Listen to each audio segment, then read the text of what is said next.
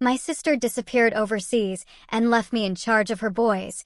When she came back earlier than expected, she barged into my house and dragged them out screaming while I was on the phone with 911. I swear, some mornings you just know your life is about to shatter. Like when a doorbell chimes. Through your quiet Saturday, and what awaits you on the other side isn't just an unexpected visitor, but a betrayal so deep it will change everything. That day, it hit me like a physical blow, leaving me gasping for air in my own home. My coffee mug clinked softly against the granite. 8:17 a.m. Who visits at this ungodly hour in Cary, North Carolina, where weekend mornings are practically sacred? I padded across the hardwood, tightening the belt of my plush robe. Through the peephole, nothing. Too short, maybe a solicitor's kid? But when I opened the door, two small boys stood there like miniature travelers, lost and waiting at the wrong gate. The taller one, maybe 9, shifted his weight, fingers worrying the strap of a faded blue backpack. Beside him, a younger boy, kindergarten age at most, clutched a worn, one-eyed stuffed dog. Both carried overnight bags. "Hello," I managed, scanning the empty driveway behind them. The older boy cleared his throat, his voice sounding rehearsed. "Mom said you'd take care of us while she's away." I just stared. The younger boy, Micah, I suddenly remembered, sucked his thumb, dark eyes watching me with the weary wisdom of a much older soul. "Dawson," I asked, finally recognizing my sister's oldest. "Where's your mother?" He shrugged. That practiced confidence slipping. "She dropped us off. Said to give you this." He thrust a folded paper into my hand. My fingers actually trembled as I unfolded it. Jaleesa's looping handwriting crawled across the page. "Blythe, need some me time. Boys are yours till November. Keys to my apartment on Dawson's backpack if you need their stuff. Thanks, sis." The blood drained from my face. November, that was 9 weeks away. 9 weeks. "Come in," I whispered, stepping aside. They entered my immaculate living room, standing awkwardly on my cream-colored rug like they were afraid to soil it. "Have you had breakfast?" I asked, reaching for any semblance of normalcy. They shook their heads in unison. "Sit down. I'll make something." I gestured to the couch. They perched on the edge, back straight, hands folded in their laps. Too well-behaved for children their age. It was unnerving. In the kitchen, I grabbed my phone, punching Jaleesa's number with shaking fingers. It rang 5 times before she answered. "What the hell, Jaleesa?" I hissed, turning away from the doorway where the boys might hear. "Morning to you too, sis." Her voice sounded breezy, unconcerned. The background noise was unmistakably an airport. "You can't just dump your children on my doorstep. It's just until November. You've got that big empty house anyway." A flight announcement echoed behind her voice. *Athens, here I come. *Athens? As in Greece? My knuckles whitened. Around the phone. "You're leaving the country? Don't be so dramatic, Blythe. It's a 9-week retreat. I need this. And what about what your sons need?" My voice rose despite my efforts to control it. I peeked around the corner. The boys hadn't moved an inch. "They need stability for once," I continued, lowering my voice again. "School starts Tuesday. They need what they need." Jaleesa interrupted, "Is for their aunt to stop freaking out and make them some breakfast. Registration papers are in Dawson's backpack. Your address is already listed as their secondary residence." My stomach sank. "You planned this," I realized. "How long have you known you were going? Does it matter?" "Look, I got aboard." "Jaleesa, you can't." "Actually, I can. And unless you want me to tell that fancy company of yours about how their uptight HR manager is bipolar and offer meds, you'll handle this." Ice water flooded my veins. "I'm not bipolar, you know that. Your boss doesn't." "Gotta go. Kiss the boys for me." The line went dead. I stood frozen, phone still, pressed to my ear. Memories surfaced like bodies in a lake. 13-year-old me at the dinner table, watching Mom fawn over Jaleesa's homecoming crown. Dad had left 5 years earlier, but somehow there was always money for Jaleesa's dresses, Jaleesa's cheerleading, Jaleesa's everything. We can only afford Jaleesa's college. You'll need to figure it out. Mom's voice. Matter of fact, as if telling me we were out of milk. Meanwhile, Jaleesa partied through freshman year before dropping out, that tuition money evaporating with her attendance. I slid the phone into my pocket and took a deep breath. 20 years of therapy reminded me I control my response if nothing else. The boys hadn't touched anything, hadn't even reached for the remote. No childish curiosity, no exploration, just silent waiting. My HR manager position, my modest 3-bedroom house purchased at 27 after years of scrimping, my carefully constructed life, appended by the chaos Jaleesa always brings. I picked up my phone again, dialing Landon in Seattle. Despite the 3-hour time difference, he answered on the second ring. Blythe? Everything okay? His voice, warm with sleep, was like an anchor. I need advice, I said, watching the boys through the doorway. It's about Jaleesa. After explaining, I waited for his shocked response. Instead, he said, "What do you need from me right now?" My throat tightened. "Just tell me I can handle this." "You can handle anything, Blythe." No hesitation. And I'm here. When we hung up, I stood taller. In the guest bedroom, soon to be their room, I stripped the decorative pillows from the bed, pulled fresh sheets from the linen closet. My fingers smoothed the fabric with purpose, determination replacing shock. My sister had made her choice. Now it was time for me to make mine. Sunday morning sunlight streamed through the guest room blinds, illuminating dust motes dancing above the sleeping boys. Micah curled against his brother, thumb lodged firmly in his mouth. Dawson's arm protected him even in sleep. My heart constricted at their instinctive protectiveness. Time to unpack their things. The backpacks and overnight bags waited in a forlorn pile by the dresser. I lifted Dawson's faded blue backpack first, unzipping it with surgical precision to avoid waking them. School registration papers tumbled out, already completed with my address and signature, forged in a reasonable facsimile of my handwriting. Jaleesa had indeed planned this abandonment meticulously. Between folders and notebooks, I discovered a crumpled field trip permission slip, planetarium visit, payment due, the 12th of March. 3 months ago. The slip bore a teacher's neat handwriting. Second notice, please respond. My fingers tightened around the paper. Deeper in the backpack, I found a small plastic dinosaur, a half-empty water bottle with a suspicious green tinge, and a library book stamped with "For overdue notices." The overnight bags proved even more troubling. I placed their contents on my cream area rug, categorizing them by owner. 4 pairs of underwear for Dawson, 3 for Micah. A week's abandonment with barely half a week's clothing. Dawson's socks, 3 pairs total, had worn through at the heels. 1 pair carried the unmistakable stiffness and odor of multiple wearings. I sat back on my heels, breathing through my mouth. The t-shirts came next. Dawson's were faded but passable. Micah's sleeves were frayed, the collars stretched. Both boys had exactly 1 pair of jeans each. Micah's still bore department store tags, size 4T. The boy wore at least a 5. "Those are new," came a small voice from the doorway. I startled, turning to find Micah watching me stuffed dog clutched against his chest. "Good morning, sweetie.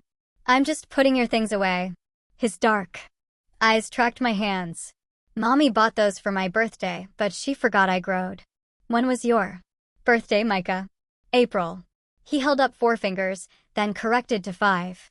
"I'm 5 now." 2 months ago. Tags still attached. "Are you hungry?" I asked, forcing brightness into my voice. He nodded. "I can make cereal." "I know how." "You don't need to make your own breakfast here," I told him, standing. "I'll make something special." "How about pancakes?" His eyes widened, but uncertainty clouded them. "We only get pancakes when Mommy's boyfriend makes them." "Which boyfriend is that?" I Asked carefully, extending my hand. He took it trustingly. Steve. He was nice. He left a long time ago. In the kitchen, I lifted him onto a counter stool. Dawson appeared moments later, hair mussed, but eyes alert. He glanced at his brother, then the ingredients I'd assembled. Can I help? He asked, voice deliberately casual. Absolutely. Want to stir the batter? He nodded, climbing onto the stool beside Micah. As I cracked eggs into a bowl, I asked, do you boys usually make your own breakfast? Dawson's shoulders tensed. Sometimes, when Mom sleeps late. And how often is that? He concentrated on the batter, stirring with mechanical precision. Most days. She works nights. Sometimes, Micah interjected. She sleeps with her door locked. My phone vibrated against the countertop. Jaleesa's name flashed on the screen. I considered ignoring it, but evidence collection began now. Good morning, I answered, voice neutral. Hey, sis, Jaleesa slurred, background noise, suggesting a crowded beach. Just checking that everything's cool with my boys. They're fine, I replied, turning away from curious eyes. Though I'm concerned about their clothing situation. Micah's jeans still have tags from his birthday 2 months ago, and they're too small. Don't start with me, she snapped. Not everyone can afford fancy clothes like Miss Corporate America. Some of us have real problems. Like affording Greek vacations? I deserve this break after everything I've been through, she hissed. Don't make a big deal out of nothing. I counted to 3 silently. Jaleesa, the boys barely have enough underwear for God's sake, she interrupted. They're boys. They can wear things twice. The call beeps with another incoming call, Mom. Of course. We'll talk later, I told Jaleesa, switching lines. Blythe, what's this about you giving Jaleesa trouble? Mom's accusatory tone sliced through pleasantries. Hello to you too, Mom. Jaleesa deserves this vacation. You wouldn't understand what it's like to be a mother. The familiar dismissal stung less than it used to. I'm looking at evidence of neglect, Mom. The boys make their own breakfast because she locks herself in her bedroom. So dramatic, she scoffed. Just because you schedule your toilet breaks doesn't mean everyone parents by spreadsheet. I watched the boys arranging blueberries into smiley faces on their pancakes. This isn't the first time she's abandoned them, is it? Her silence confirmed my suspicion. Who had them last time, you? Their father took them for a few days, she admitted reluctantly. Bradley hasn't seen these boys in 3 years, I countered, remembering Jaleesa's complaints about her ex's absence. Not Bradley. Micah's father. I froze. Who exactly is Micah's father? More silence. Mom? Victor something. Russian. Fellow. He and Jaleesa were together briefly. The pieces clicked into terrible, sickening alignment. And you let her leave the boys with a virtual stranger? He is Micah's father. Does he have legal custody? Any custody? Honestly, Blythe, not everything needs papers and permission. Slips. My therapist would be proud of how calmly I said, I need to go now, before ending the call. When I turned back, both boys had cleaned their plates. Dawson's eyes met mine with an understanding far beyond his 9 years. Are you going to send us back to Mom? He asked, shoulders already bracing for disappointment. The question settled something inside me. I reached for my laptop. No, Dawson, I'm not. The next day, fluorescent lights of Target buzzed overhead as I guided my cart down the children's clothing aisle. Dawson trailed behind me, fingers skimming across the hanging shirts, while Micah clung to my hand with surprising strength for a 6-year-old. Okay. Boys, I announced, stopping at a display of graphic tees. You each need to pick out 5 shirts, 3 pairs of pants, and new underwear and socks. Dawson stared at me, brown eyes widening. We can pick them ourselves? Of course. The question squeezed something in my chest. Asterisk, why wouldn't you? Asterisk, he shifted his weight, tennis shoes squeaking against the polished floor. Mom always just gets whatever's on sale. Sometimes they're too small, but she says we'll grow into them. I swallowed hard. Well, today you choose what fits and what you like. Dawson looked at the price tag on a dinosaur t-shirt, then quickly put it back. How much are we allowed to spend? He asked, voice barely audible. I knelt to his eye level, ignoring the ache in my knees. Dawson, don't worry about the price. Just find clothes you'll feel good wearing. His fingers trembled slightly as he reached for the dinosaur shirt again. Beside me, Micah's grip tightened, his small body pressed against my side. What about you, Micah? See anything you like? He pointed to a shirt with a cartoon dog that looked remarkably like his stuffed animal. You want to try that on? He nodded but didn't move from my side. I'll come with you, I assured him, realizing he was afraid I'd disappear if he let go. The thought made my stomach twist. An hour later, the cart overflowed with new clothes, shoes, and necessities. As we passed the toy section, Micah's eyes locked onto a display of action figures, but he said nothing. Dawson tried to hurry him along with practiced efficiency. I stopped the cart. Would you like to look at the toys? Their synchronized head shaking didn't match the longing in their eyes. That night, after they'd gone to bed in their new pajamas, I sat at my kitchen table with a color-coded schedule spread before me. Bedtime, 8:30 p.m. Homework, 4 to 5:30 p.m. Family, dinner, 6 p.m. sharp. I needed structure to survive this, and so did they. The first week passed in a blur of school registration forms, doctor appointments, and learning curves steeper than I imagined possible. I scheduled everything with precision, their lunches packed the night before, clothes laid out, routines established with the rigor of a military operation. On the fifth night, a scream ripped through the darkness, yanking me from sleep. I bolted upright, heart hammering against my ribs as I stumbled toward the boys' room. Micah thrashed in his bed, small limbs tangled in the sheets, face contorted. No, don't hurt Dawson, please. I gathered him into my arms, his body burning hot through his thin pajamas. Micah, wake up. It's Aunt Blythe. You're safe. His eyes flew open, unseeing at first, then focusing on my face. The sob that broke from him sounded like it was being torn from somewhere deep. The scary man was here. He hiccuped against my shoulder. What? Scary man? I smoothed his damp hair from his forehead. Victor, came Dawson's voice from the other bed. He sat up, knees pulled to his chest. Mom's boyfriend. The big one with the tattoos. I rocked Micah gently, his tears soaking through my nightshirt. Did Victor hurt you boys? Dawson's silence spoke volumes. He grabbed Micah once, he finally said. When Mom was sleeping, I tried to stop him. Micah's crying intensified. Mom's boyfriends come and go, Dawson continued, voice unnaturally flat. Some are mean. I held Micah tighter, extending my other arm to Dawson. After a moment's hesitation, he slid off his bed and joined us, his thin frame rigid against mine. No one is going to hurt either of you again. I promise. The words burn like a vow.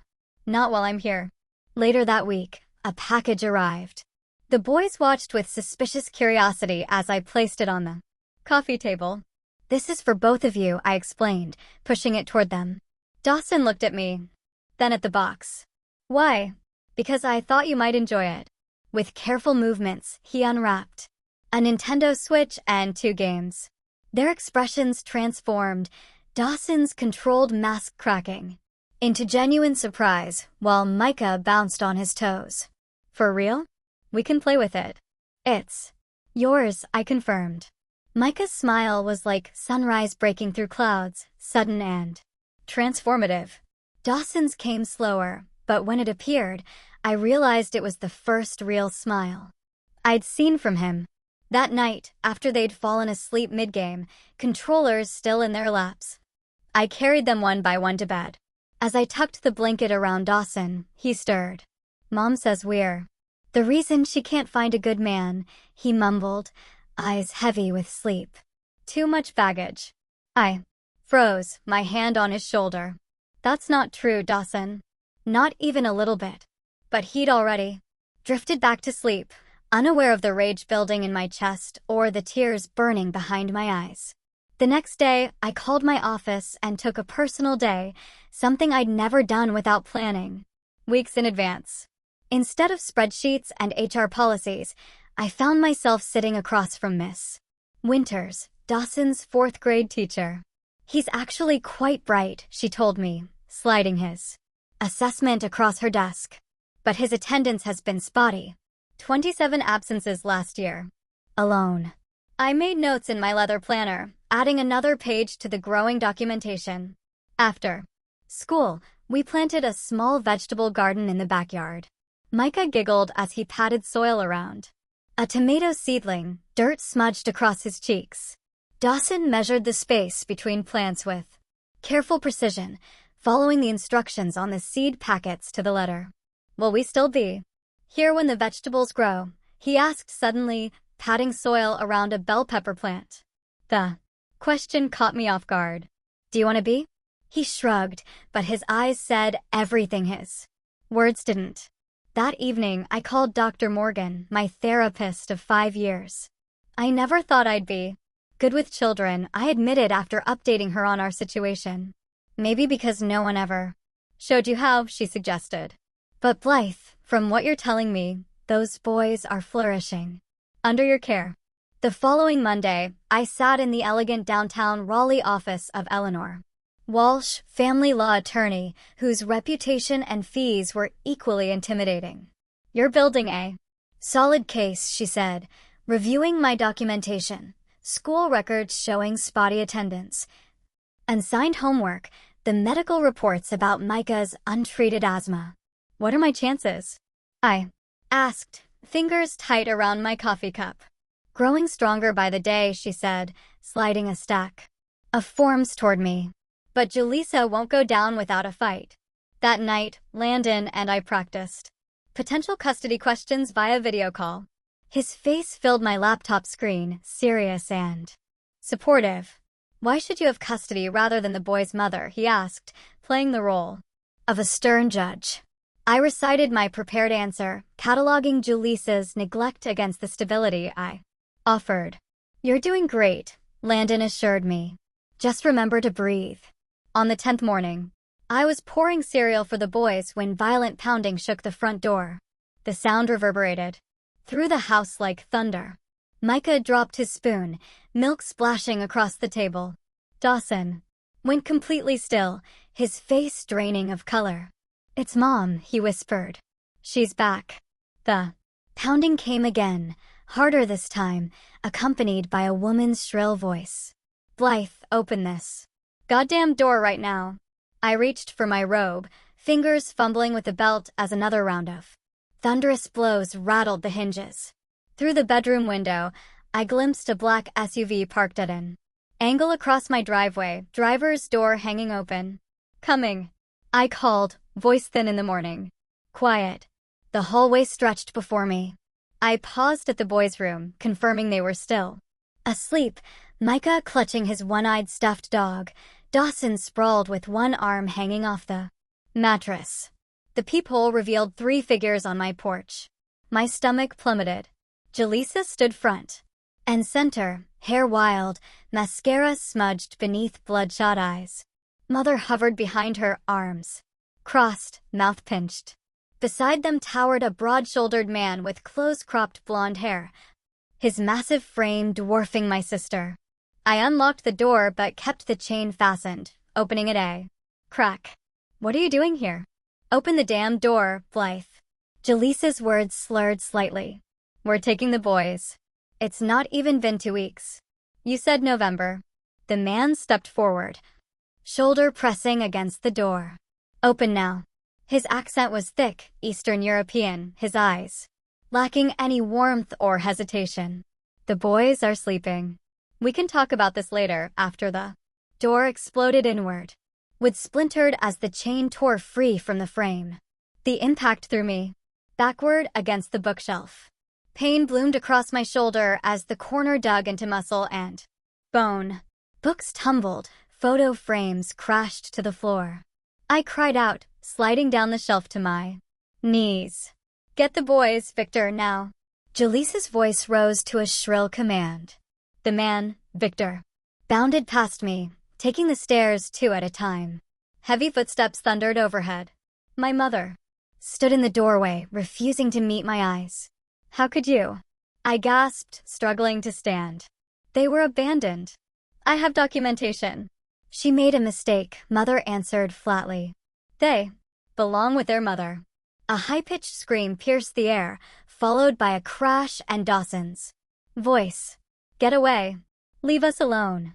I lunged for the stairs, but Jaleesa blocked my path, fingernails digging into my arm. You always want what's mine. First Dad's attention, then that scholarship I deserved. Now my kids. I didn't want them. The words exploded from me. You left them on my doorstep. A thud sounded upstairs, furniture scraping across hardwood. Dawson must be trying to barricade the door. Victor's voice boomed. Move this now or I break it. More screams. The splintering crack of wood. Micah wailing. Dawson shouting. I wrenched free from Jaleesa's grip and darted for the phone on the side table. Victor appeared at the top of the stairs, a child tucked under each arm like packages. Dawson kicked wildly, pajama pants riding up skinny legs. Micah clutched his stuffed dog, face buried against it, shoulders quaking with sobs. Aunt Blythe, please. Don't let them take us. Dawson reached toward me, fingers splayed, desperation in every line of his small body. They stormed past me, the boys' bare feet dangling as Victor carried them toward the door.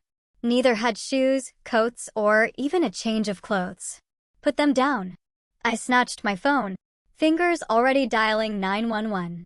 This is kidnapping. Mother stepped aside as they passed. Micah lifted his head, eyes finding mine, terror emptying his face of all color. Aunt Blythe, his voice tiny and broken, will haunt my nightmares forever. The operator answered just as the SUV doors slammed. 911, what's your emergency? My voice steadied, clarified, focused through the pain radiating from my shoulder. I need to report a kidnapping. Next week Monday, the courtroom air hung heavy with anticipation as the bailiff announced the judge. I straightened my charcoal gray suit jacket and stood with everyone else. Across the aisle, Jaleesa sat in handcuffs, an orange jumpsuit making her look smaller than I remembered. Her eyes found mine, and the hatred there stopped my breath. All rise for the Honorable Judge Marian Howell. The charges against my sister sounded surreal as they echoed through the courtroom. Assault, child endangerment, resisting arrest, attempted kidnapping. When did the girl who borrowed my clothes without asking become this stranger in Prison Orange? Delora sat 3 rows behind Jaleesa, her face a mask of practiced concern. She'd refused to speak to me in the hallway earlier, turning her shoulder when I approached. Now she watched the proceedings with the detached interest of someone viewing a movie rather than her daughter's fate. The prosecutor presented evidence methodically, photos of my bruised shoulder, the damaged bookshelf, Micah's torn pajamas. When the body camera footage played, showing Victor shoving an officer to the ground while Jaleesa clawed at another's face, I closed my eyes. The state calls Delora Winslow to the stand. My head snapped up. Next to me, Eleanor Walsh, my attorney, with her immaculate silver bob and take no prisoners attitude, leaned forward. Interesting, she whispered. This wasn't on the witness list. Delora approached the stand looking older than her 63 years, the light catching the deep lines around her mouth. After she swore to tell the truth, the prosecutor stepped forward. Mrs. Winslow, please describe your daughter Jaleesa's state of mind on the morning of the 18th of October. Delora cleared her throat. She was angry, said she needed to get her boys back. And did she mention how she planned to do this? A pause. Delora glanced at Jaleesa then down at her hands. She said Victor would handle anyone who got in the way. Jaleesa made a strangled sound. Her attorney placed a restraining hand on her arm. And what did you understand that to mean? That he would? Delora swallowed hard, use force if necessary.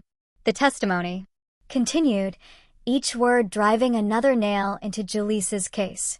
Delora described how Jaleesa planned to take the boys to Canada, how Victor had connections who could get them across the border without passports, how she'd known about the plan but thought Jaleesa deserved her children. By the time she stepped down, avoiding eye contact with both her daughters, the betrayal was complete. My mother had saved herself by sacrificing Jaleesa, just as Jaleesa once sacrificed her children by leaving them on my doorstep. The sentencing came 3 weeks later. 22 years. No parole for the first 10. The sound Jaleesa made when she heard the number will haunt my dreams. I should feel vindicated. Instead, I felt hollow. "This isn't over," Eleanor said as we exited the courthouse. CPS called. "This morning, Dawson's biological father has filed for custody." The ground seemed to shift beneath my sensible pumps. Bradley Wilson? He's never even met Dawson. Apparently Delora contacted him. Eleanor pulled me away from a reporter trying to catch our conversation. "He's claiming he didn't know he had a son until recently." "That's impossible." Jaleesa told me she informed him when she got pregnant. "Well, he's got a different story now. Clean cut, steady job in Charlotte. Wife who stays home. The perfect little family picture." Something cold settled in my stomach. What does this mean for my petition? "It means we fight harder." Eleanor squeezed my arm. "The hearing is next Friday. Wear the navy blouse with your gray suit. No jewelry except your grandmother's pearls. We want you to look conservative but not cold." The hearing was worse than I imagined. Bradley Wilson arrived. With his attorney and a woman, he introduced us as wife. He wore a crisp button-down and spoke with practiced sincerity about stepping up and doing the right thing. He explained he never knew about Dawson until Delora's recent call. His words were smooth as river stones. Judge Harmon peered over her glasses. "And you've never paid child support for this child?" "Your Honor, I can't pay for a child I didn't know existed." His voice carried just the right note of regret. I sat with my hands folded tightly in my lap, my thoughts racing toward the boys. They were in a foster home across town, safe, but separated from me. Micah had clung to my leg during our last supervised visit, begging to come home. Dawson had grown quieter, his eyes tracking every adult movement as if expecting sudden violence. "Given the complexity of this case," Judge Harmon said, shuffling papers, "I'm delaying permanent placement pending a full investigation of both households. The children will remain in foster care during this process." The air rushed from my lungs. More waiting. More uncertainty. "How long?" I whispered to Eleanor as we stood. "Could be months," she murmured back. "But don't worry. He won't show up for the next hearing. Men like him never do." Her prediction proved true. Over the following year, Bradley Wilson missed 2 more hearings.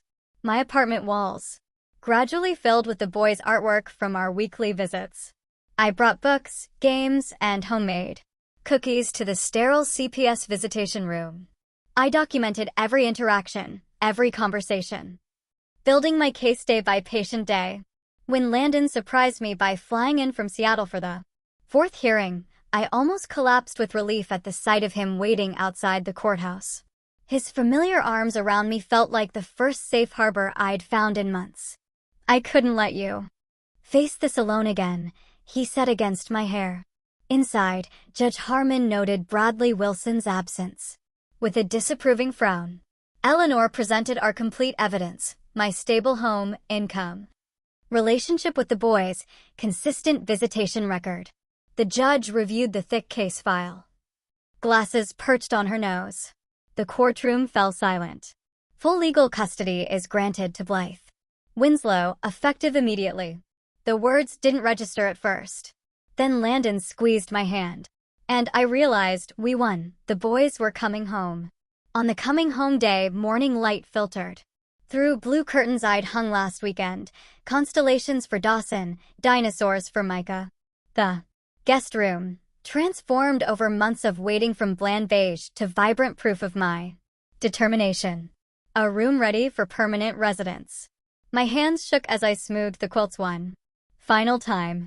After 593 days of court battles, home studies, and supervised visits at the CPS office, today I bring my boys home. You've got this. Landon's voice came through my phone speaker, warm. Despite the 3,000 miles between us, they've been waiting for this day as long as you have. I exhaled slowly. What if they've changed too much? What if I'm not what they need anymore? Blythe, he said, the weight of his conviction carrying across the distance. You're exactly what they need, always have been. The drive to the foster home felt eternal. Each traffic light stretched into minutes, each mile a marathon. When I finally pulled into the concrete driveway of the small ranch house, my heart hammered so hard I wondered if the social worker would hear it when she opened the door. Martha Daniels appeared first, clipboard in hand, professional smile firmly in place. They're ready, she said, stepping aside. And then Micah. His small body barreled through the doorway, dark eyes wide with disbelief that transformed into joy so pure it stole my breath. He launched himself across the walkway and into my arms. You came back. You really came back. His words tumbled out between sobs, small hands clutching my shoulders so tightly I'd find tiny fingerprint bruises later. I never left, sweetheart, I whispered into his hair. I was fighting for you the whole time. Dawson appeared in the doorway, nearly a foot taller than when Victor carried him screaming from my house. His face was thinner, sharper, eyes wary beneath the overgrown bangs. His fingers worked the strap of his backpack, the same nervous habit from that first morning. On my porch, I held out my free arm while still cradling Micah. Room for one more. He moved slowly, fighting for control with each step. When he finally reached us, he stood rigid for one heartbeat, two, then collapsed against me with a sound so raw it split me open. You kept your promise, he choked out. The drive home filled with Micah's chatter about everything and nothing, while Dawson watched the familiar streets pass with quiet intensity. When we pulled into the driveway, both boys fell silent. Welcome home, I said, the ordinariness of the words inadequate for the moment. Inside, they stood in the living room, echoing that first uncertain morning. I led them upstairs, watching their faces as they discovered rooms designed around whispered preferences. From our supervised visits, space posters for Dawson, dinosaur decals for Micah. This is really ours, Dawson asked, fingers tracing the edge of a desk perfectly sized for his homework. For as long as you want it, I promised. That night, after frozen pizza and ice cream, I brought out a gift-wrapped box for Micah. His small fingers tore away paper to reveal his stuffed dog, the one-eyed companion he'd clutched that first morning, the one Victor had kicked aside during the violent removal. You kept him safe for me? Micah's voice broke, eyes filling again. I kept everything, I told them, watching understanding dawn across their faces. I never stopped believing we'd be a family again. Dawson broke first, tears streaming unchecked. I knew you'd come back for us. The words emerged between sobs as both boys wrapped around me on the couch. Everyone else leaves, but not you. I held them as the sky darkened, feeling pieces I didn't know were missing slide into place. The careful life I'd built before they arrived seemed like a shadow compared to this messy, tearful, beautiful reality. My sister made her choice, and I've made mine.